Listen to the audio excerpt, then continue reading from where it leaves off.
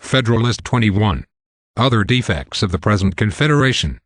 For the Independent Journal. Author, Alexander Hamilton. To the people of the state of New York. Having in the three last numbers taken a summary review of the principal circumstances and events which have depicted the genius and fate of other Confederate governments, I shall now proceed in the enumeration of the most important of those defects which have hitherto disappointed our hopes from the system established among ourselves. To form a safe and satisfactory judgment of the proper remedy, it is absolutely necessary that we should be well acquainted with the extent and malignity of the disease. The next most palpable defect of the subsisting Confederation is the total want of a sanction to its laws. The United States, as now composed, have no powers to exact obedience, or punish disobedience to their resolutions, either by pecuniary mulcts, by a suspension or divestiture of privileges, or by any other constitutional mode. There is no express delegation of authority to them to use force against delinquent members. And if such a right should be ascribed to the federal head, as resulting from the nature of the social compact between the states, it must be by inference and construction, in the face of that part of the second article, by which it is declared, that each state shall retain every power, jurisdiction, and right, not expressly delegated to the United States and Congress assembled. There is, doubtless, a striking absurdity in supposing that a right of this kind does not exist, but we are reduced to the dilemma either of embracing that supposition, preposterous as it may seem, or of contravening or explaining away a provision, which has been of late a repeated theme of the eulogies of those who oppose the new Constitution, and the want of which, in that plan, has been the subject of much plausible animadversion, and severe criticism. If we are unwilling to impair the force of this applauded provision, we shall be obliged to conclude that the United States afford the extraordinary spectacle of a government destitute even of the shadow of constitutional power to enforce the execution of its own laws. It will appear, from the specimens which have been cited, that the American Confederacy, in this particular, stands discriminated from every other institution of a similar kind, and exhibits a new and unexampled phenomenon in the political world. The want of a mutual guarantee of the state governments is another capital imperfection in the federal plan. There is nothing of this kind declared in the articles that compose it, and to imply a tacit guarantee from considerations of utility would be a still more flagrant departure from the clause which has been mentioned, than to imply a tacit power of coercion from the like considerations. The want of a guarantee, though it might in its consequences endanger the Union, does not so immediately attack its existence as the want of a constitutional sanction to its laws. Without a guarantee, the assistance to be derived from the Union in repelling those domestic dangers which may sometimes threaten the existence of the state constitutions must be renounced. Usurpation may rear its crest in each state, and trample upon the liberties of the people, while the national government could legally do nothing more than behold its encroachments with indignation and regret. A successful faction may erect a tyranny on the ruins of order and law, while no succor could constitutionally be afforded by the Union to the friends and supporters of the government.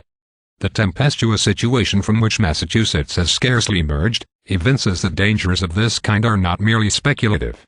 Who can determine what might have been the issue of her late convulsions, if the malcontents had been headed by a Caesar or by a Cromwell?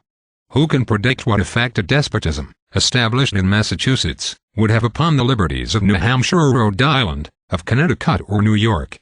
The inordinate pride of state importance has suggested to some minds an objection to the principle of a guarantee in the federal government, as involving an officious interference in the domestic concerns of the members. A scruple of this kind would deprive us of one of the principal advantages to be expected from union, and can only flow from a misapprehension of the nature of the provision itself. It could be no impediment to reforms of the state constitution by a majority of the people in a legal and peaceable mode. This right would remain undiminished. The guarantee could only operate against changes to be effected by violence. Towards the preventions of calamities of this kind, too many checks cannot be provided. The peace of society and the stability of government depend absolutely on the efficacy of the precautions adopted on this head. Where the whole power of the government is in the hands of the people, there is the less pretense for the use of violent remedies in partial or occasional distempers of the state. The natural cure for an ill administration, in a popular or representative constitution, is a change of men. A guarantee by the national authority would be as much leveled against the usurpations of rulers as against the ferments and outrages of faction and sedition in the community. The principle of regulating the contributions of the states to the common treasury by quotas is another fundamental error in the Confederation.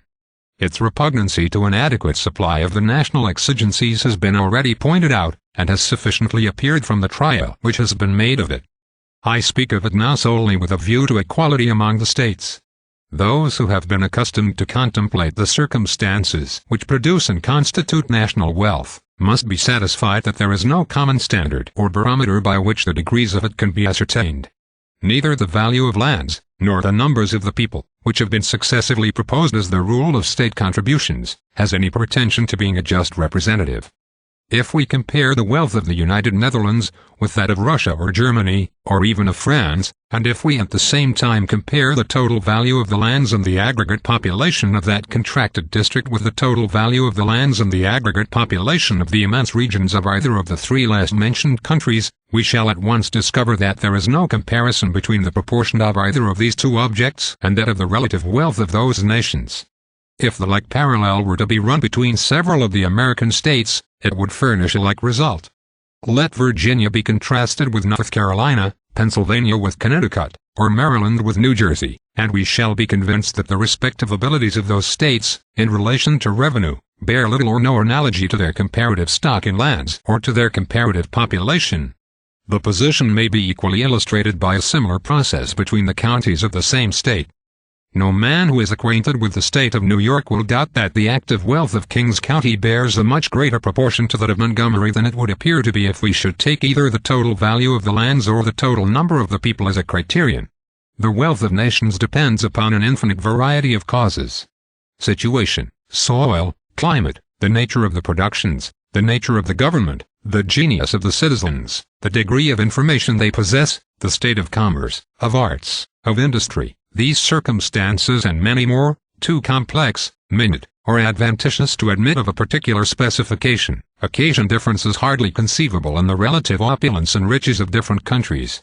The consequence clearly is that there can be no common measure of national wealth, and, of course, no general or stationary rule by which the ability of a state to pay taxes can be determined. The attempt, therefore, to regulate the contributions of the members of a confederacy by any such rule, cannot fail to be productive of glaring inequality and extreme oppression. This inequality would of itself be sufficient in America to work the eventual destruction of the Union, if any mode of enforcing a compliance with its requisitions could be devised.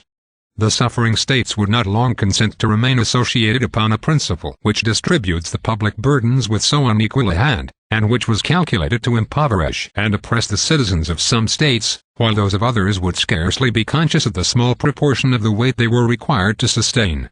This, however, is an evil inseparable from the principle of quotas and requisitions. There is no method of steering clear of this inconvenience, but by authorizing the national government to raise its own revenues in its own way. Imposts, excises, and, in general, all duties upon articles of consumption, may be compared to a fluid, which will, in time, find its level with the means of paying them. The amount to be contributed by each citizen will in a degree be at his own option, and can be regulated by an attention to his resources. The rich may be extravagant, the poor can be frugal, and private oppression may always be avoided by a judicious selection of objects proper for such impositions.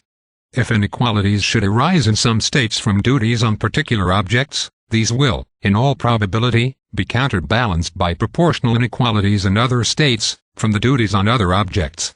In the course of time and things, an equilibrium, as far as it is attainable in so complicated a subject, will be established everywhere.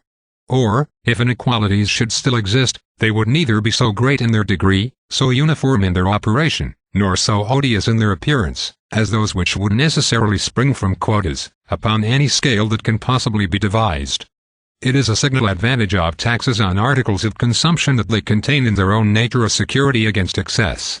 They prescribe their own limit, which cannot be exceeded without defeating the end proposed, that is, an extension of the revenue. When applied to this object, the saying is as just as it is witty, that, in political arithmetic, 2 and 2 do not always make 4. If duties are too high, they lessen the consumption, the collection is eluded, and the product to the treasury is not so great as when they are confined within proper and moderate bounds. This forms a complete barrier against any material oppression of the citizens by taxes of this class, and is itself a natural limitation of the power of imposing them. Impositions of this kind usually fall under the denomination of indirect taxes, and must for a long time constitute the chief part of the revenue raised in this country. Those of the direct kind, which principally relate to land and buildings, may admit of a rule of apportionment. Either the value of land, or the number of the people, may serve as a standard. The state of agriculture and the populousness of a country have been considered as nearly connected with each other. And, as a rule, for the purpose intended, numbers, in the view of simplicity and certainty, are entitled to a preference. In every country it is a Herculean task to obtain a valuation of the land. In a country imperfectly settled and progressive in improvement, the difficulties are increased almost to impracticability. The expense of an accurate valuation is, in all situations, a formidable objection. In a branch of taxation where no limits to the discretion of the government are to be found in the nature of things, the establishment of a fixed rule, not incompatible with the end, may be attended with fewer inconveniences than to leave that discretion altogether at large. Publius,